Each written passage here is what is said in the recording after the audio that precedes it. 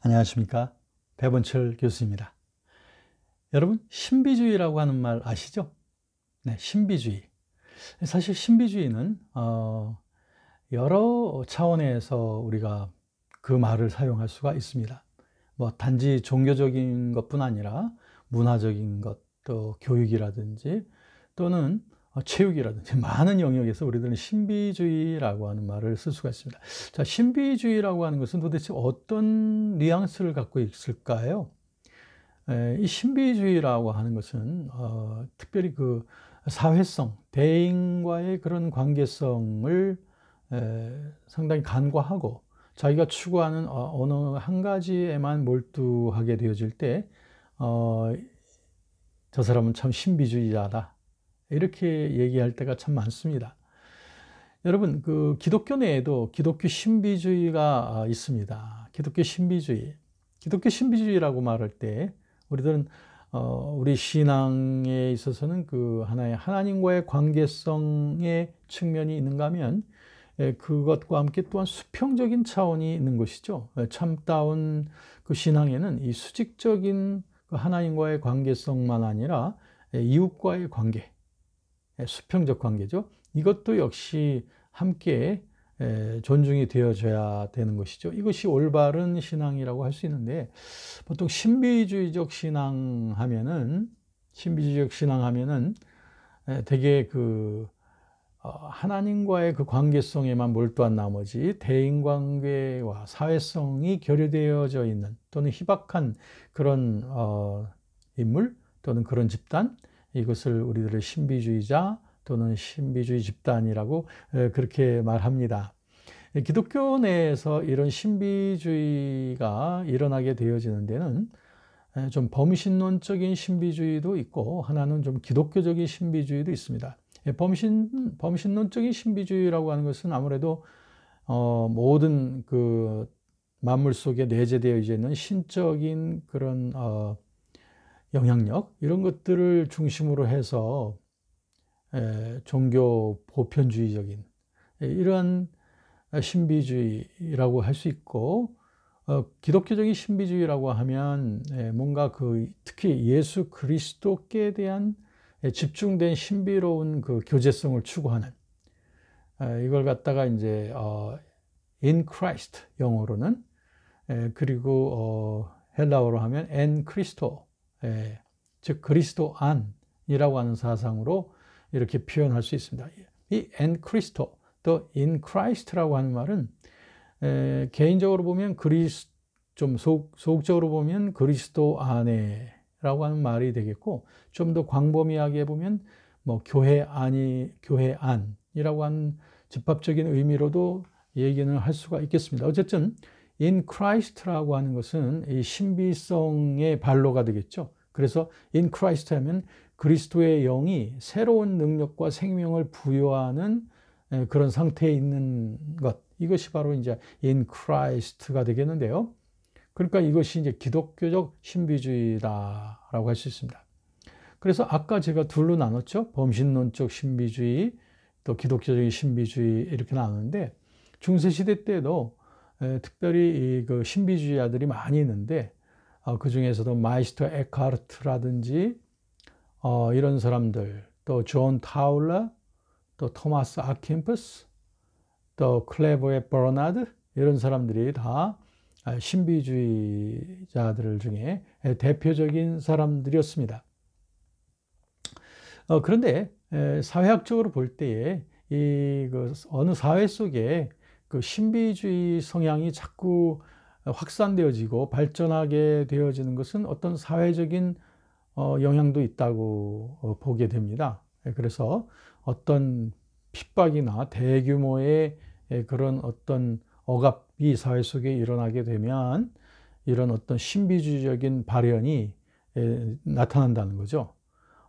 예를 들면은 우리나라의 같은 경우에도 일제 36년 동안 그 일제의 억압이 점점 더 가속화되어지고 더 구체화되어져 가게 되다 보니 이제 많은 의식이 있는 사람들과 그리고 기독교인들이 사회 속에서 자신들의 이상을 구현해내지 못하게 되어진 것이죠. 그러다 보니까 결국에는 이들은 이제 사회를 떠나서, 속세를 떠나서 산속에서 기도원을 짓기도 하고, 그런 어떤 신비주의적 그런 삶을 살면서 이렇게 탈피해 가는 모습을 보게 됩니다. 그래서 이 고대 교회 때도 그렇거니와 이제 중세 시대에도 이런 특히 중세 후기로 가면서 이런 신비주의 활동들이 많이 일어나게 되는 것을 보게 됩니다.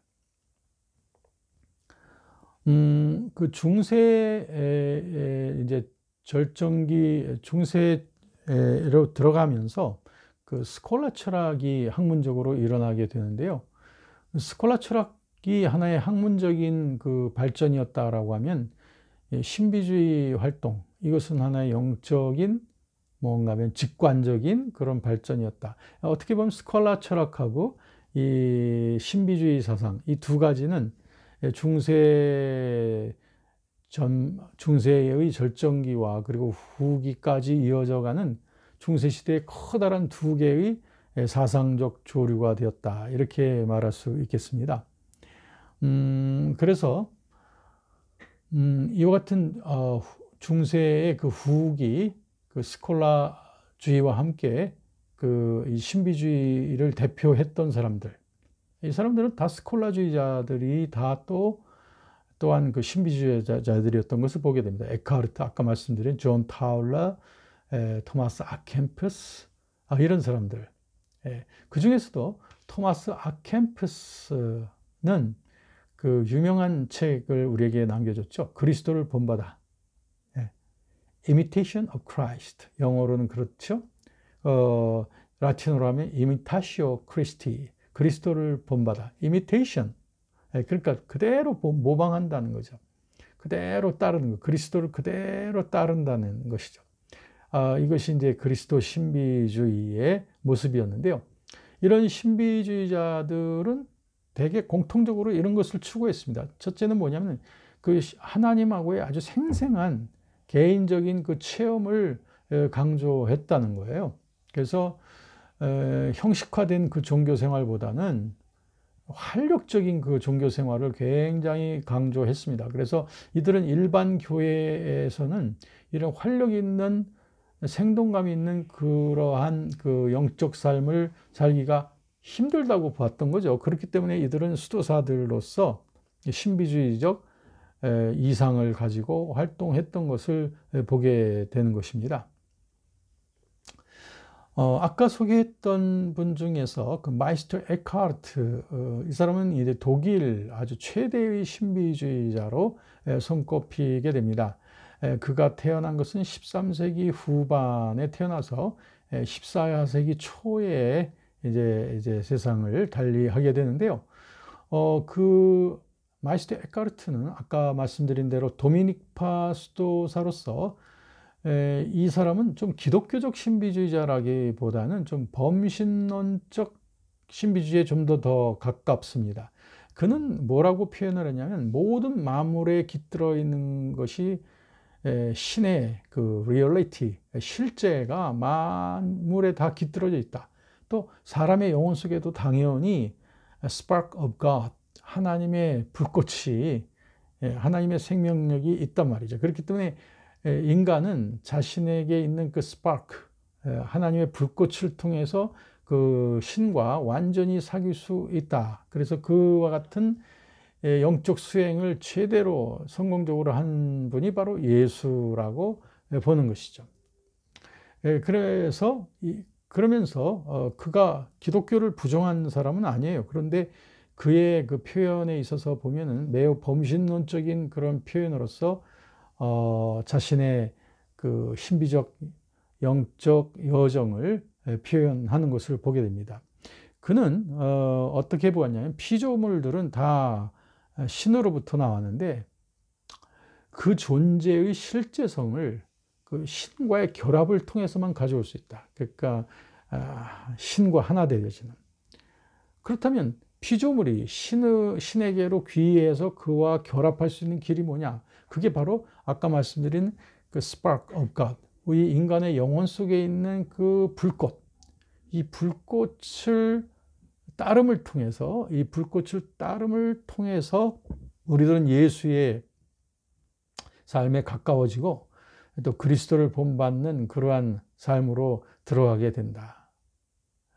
그러면서 이 모든 것들이 다 우리를 자극을 해주어서 모든 만물 속에 들어있는 그 신의 실제들에 우리가 집중하게 되면 그것들이 우리를 자각시켜 준다는 거죠.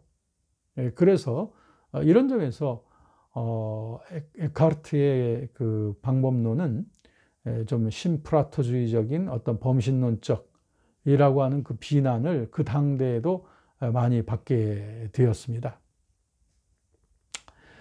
그에 반해서 아까 왔던 토마스 아켄푸스라든지 클레버의 버나드라든지 이런 사람들은 좀 더 기독교적인 신비주의자로서 말할 수 있겠습니다. 자, 여기서 잠깐 우리가 좀 생각해 보십시다. 이렇게 볼 때 16세기의 그 종교 개혁을 위한 준비가 여러 가지가 필요했겠죠. 근데 종교를 위한 하나의 사상적인 준비가 필요했다면 그건 바로 스콜라 철학의 영향에 의해서 만들어진 이제 우리가 다음 편 강의에서 우리가 좀 더 다루겠습니다만 스콜라 철학의 후기적인 경향인 그 유명론, 노미널리즘, 유명론의 경향을 들 수 있습니다. 이제 거기에 대해서는 이제 다음 편 강의에서 설명을 드리겠습니다. 그런가 하면 또 종교적인 영역에서의 준비가 있는데 그것이 바로 이제 독일 신비주의의 영향들이 많이 있었다. 이 독일 신비주의는 거룩한 영역과 속된 영역을 구별하지 않고 혼합시킴으로써 그래서 좀 뭔가 균형 있게 뭔가 그 잡아주는 그런 힘을 보여줬다. 그렇지만 이 신비주의를 거룩한 영역과 속된 영역으로 구분하지 않고 혼합시킨 것은 개혁자들한테 그렇다고 해서 받아들인 것은 아니에요. 그런데 이와 같은 독일 신비주의자들이 준 그 하나의 인사이트가 종교개혁자들에게 말하자면은 이제 중세 교황권의 이원론, 다시 말하면 사제주의와 평신도주의 이런 것들에 이분화되어진 이런 것들을 철폐시킬 수 있는 그런 어떤 사상적인 근간을 이루어줬던 것이 독일 신비주의의 영향도 있다. 이거죠. 네. 이 마이스터 에카르트는요, 종교의 내적 생명력을 매우 중시했겠죠. 그러다 보니까 중세 후기에 고도로 그 제도화된, 교황주의적으로 제도화되어진 그 교회에 대해서 상당히 비판을 했습니다. 뿐만 아니라 일상생활 속에서 개개인들이 하나님에 대한 탐구의 열정을 가지고 그 길을 따라가야 된다라고 하는 것을 굉장히 강조했죠. 그러다 보니까 당시에 가톨릭 교회의 교직제도도 많이 비판을 했던 것입니다. 이렇게 해서 마이스터 에카르트는 그리고 에카르트를 따르는 그 추종자들이 당대의 교권주의자들로부터 많은 눈총을 받게 되었던 것입니다. 아무래도 그렇지 않겠습니까? 이 수도사적인 또 뭔가 경건 중심적인 이런 추구를 하다 보면 전통과 이 교권주의에 대해서 좀 비판적인 시각을 갖게 되겠죠. 바로 이 시대의 수도사들이 바로 그런 역할을 해줬던 것을 보게 됩니다. 마이스터 에카르트와 함께 그의 제자 중에 한 사람이 걸출한 제자가 존 타울러라고 하는 사람입니다. 그도 역시 그의 스승의 그 뒤를 따라서 내적 빛, inner light, 또 하나님의 내재, indwelling of God 이런 것들을 굉장히 강조했습니다. 이건 뭐냐면은 그 당시 종교인들이 너무 외적이고 그리고 형식적인 것 이런 것에 너무 지나치게 의존하다 보니 내적인 생명력이 결여되어 있다고 본 거죠. 그래서 이런 것을 오히려 많이 강조했습니다. 그리고 죄에 대해서 많이 강조하고 하나님의 은총과 회개에 대한 가르침을 많이 했던 것입니다. 이처럼 그 수도사들은 당대의 그 교권주의, 교황을 중심으로 한 그 교권주의의 그런 그 세속화성과 그리고 권위주의 이런 것들에 대해서 맹렬하게 비판을 했던 사람들이 바로 이 수도사들이었단 말이에요. 그러니까 이 같은 수도사들의 이런 날카로운 정신들이 수도사들이 남겨놓았던 글과 그 여러 교훈들 속에 남아져 있는 거죠. 그것을 이제 종교개혁자들은 읽기 시작했고, 이걸 통해서 이제 교황권에 대한 반대를 함에 있어서 중세 후기 신비주의 수도사들의 글들을 많이 인용했던 것입니다. 이렇게 본다면 우리 중세 수도사들하고 종교개혁자들하고 무슨 관련이 있느냐, 서로 너무 다른 길을 가는 게 아니냐라고 말할 수 있으나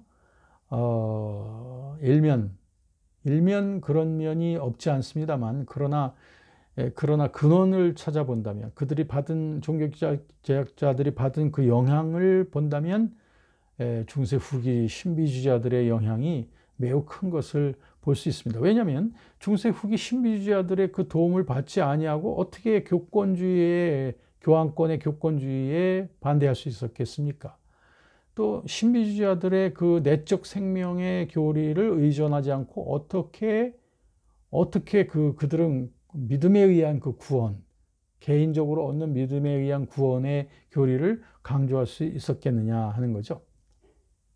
네, 이런 점에서 이어져 가고 영향이 주어진다라고 이렇게 말씀드릴 수 있고요. 그 다음에 또 한 사람은 클레버의 버나드입니다. 아까 말씀드렸습니다. 클레버라고 하는 곳에 수도원을 세우고 스스로 이제 원장이 되었죠.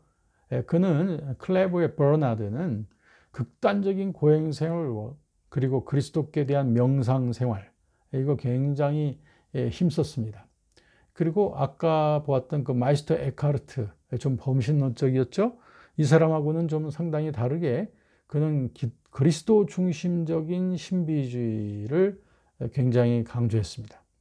그래서 버나드의 그 노선으로 본다고 하면은 예수를 따라간다, 즉 imitation of Christ, following Jesus. 예수를 따라간다고 하는 것은 어떤 율법적인 그런 의미가 아니고요. 그러니까 내가 어떤 윤리적인 실천을 극도로 함으로써 따라가는 그런 것이 아니라 예수의 생명을 통해서 그분의 생명에 참여해서 그분으로 호흡하는 삶, 이것을 의미하는 것이었습니다. 이런 점에 있어서 버나드가 예수를 따른다고 말할 때는 그는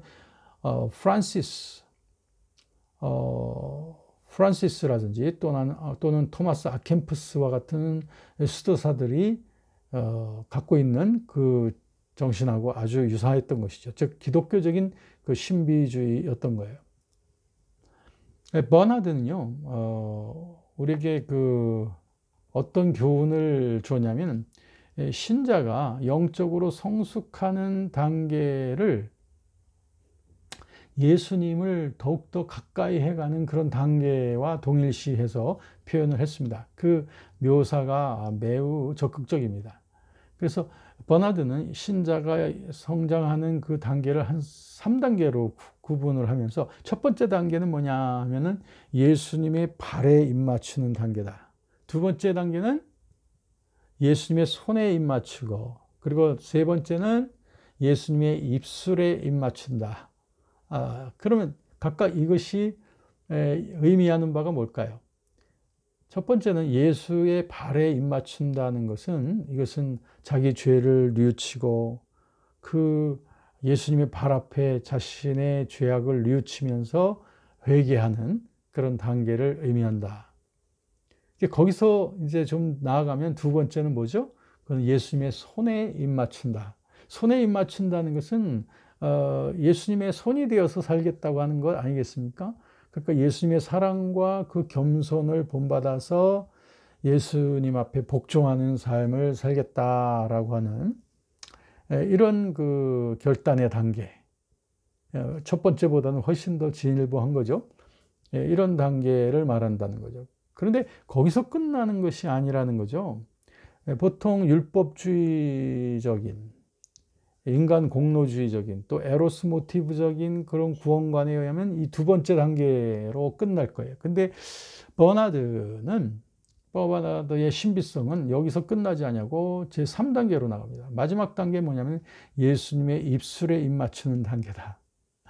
이것은 하나의 신비적인 무화경 속에 그 완전한 영적인 엑스타시를 추구하는 삶을 말한다는 거죠. 그러니까 이것이 최고의 가치라고 하는 거죠. 그러니까 예수님의 손에 입 맞추는 어떤 봉사와 복종의 삶보다도 훨씬 더 가치 있는 것은 그분 안에서의 신비적인 연합이라고 하는 거죠. 여기에서 이제 결국 버나드가 아하 그렇구나. 결국 신과의 합일, 예수와 사랑 안에서 하나가 되어지는 것, 이것을 가장 최고의 가치로 삼았구나 하는 것을 여기서 충분히 볼 수가 있습니다. 왜냐하면 버나드는 당시에 그 마이스터 에카르트 같은 사람들이 너무 범신론적인 그런 신비주의로 빠져들어가는 그 위험을 보면서 기독교 신앙이 다른 것이 뭔가? 그것은 예수 그리스도에게 집중을 해야 될 것이다. 그렇다면 이런 범신론적인 그러한 목적이 아니라 인간 예수 그리스도에 대한 신앙에 초점을 맞추고 그리고 하나님께 대한 명상과 그리고 복종의 삶을 상당히 중시하면서 그래서 이러한 그 위험성으로부터 벗어나려고 했습니다. 그러니까 첫째는 범신론적인 그 신비주의로부터 벗어나기 위해서 인간 예수 그리스도에 대한 집중을 하는 거죠. 그러니까 신비는 신비인데 그 신비가 예수 그리스도 안에서의 예수 그리스도를 향한 신비가 되는 거죠. 그리고 단지 율법적 복종이나 그리고 어떤 그 인간의 공로주의의 차원이 아니라 거기를 훨씬 뛰어넘는 예수와의 그 사랑 안에서의 연합,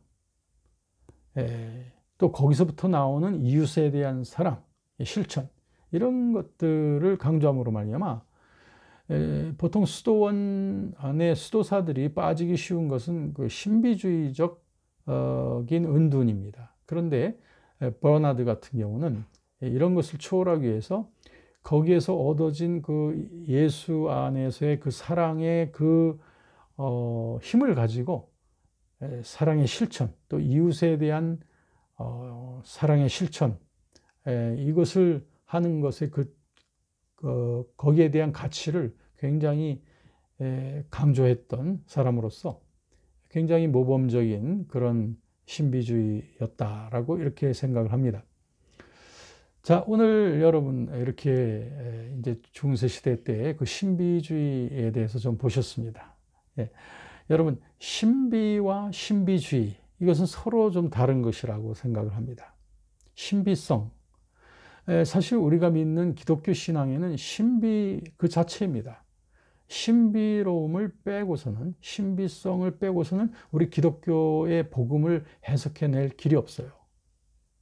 예를 들면 우리가 예수 그리스도의 십자가의 죽으심, 그리고 죽음으로부터 부활하심, 또 예수님의 부활 승천하심, 또 성령이 우리에게 오심, 이런 그 신비를 우리가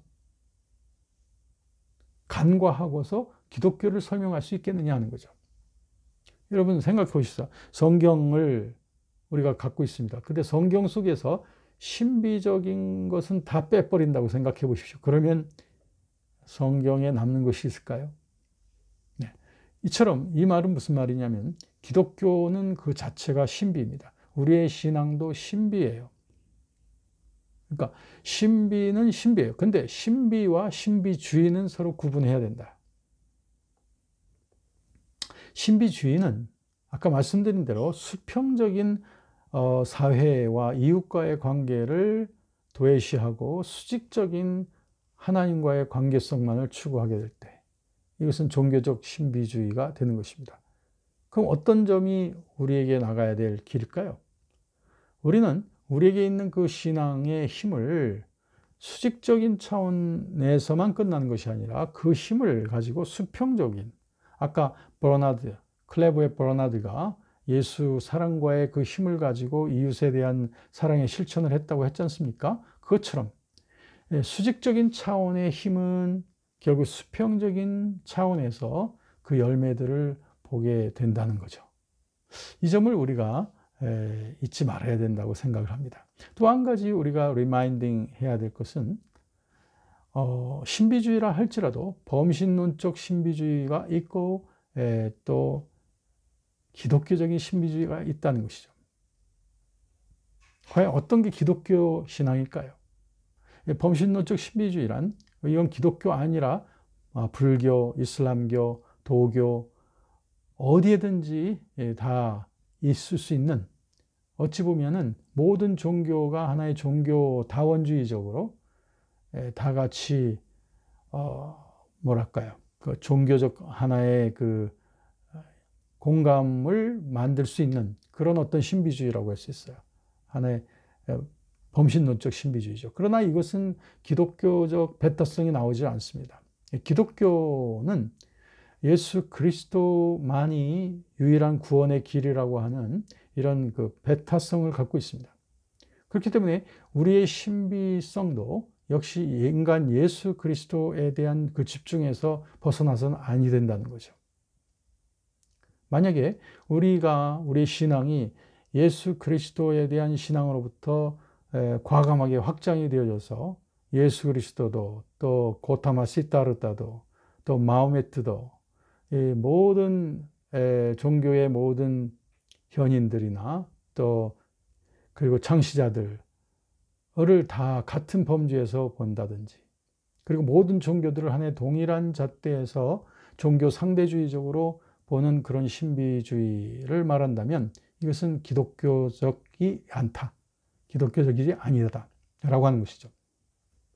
자, 이런 교훈들을 우리가 살펴보면서 우리는 좀 더 이 복음이 제시한 복음의 신비주의가 말고 복음의 신비성 안에 더욱더 들어갈 수 있는 우리가 되어야 되겠고, 그 힘을 가지고 사회 속에 그리스도의 사랑을 실천해 나가는 우리가 되었으면 합니다. 감사합니다.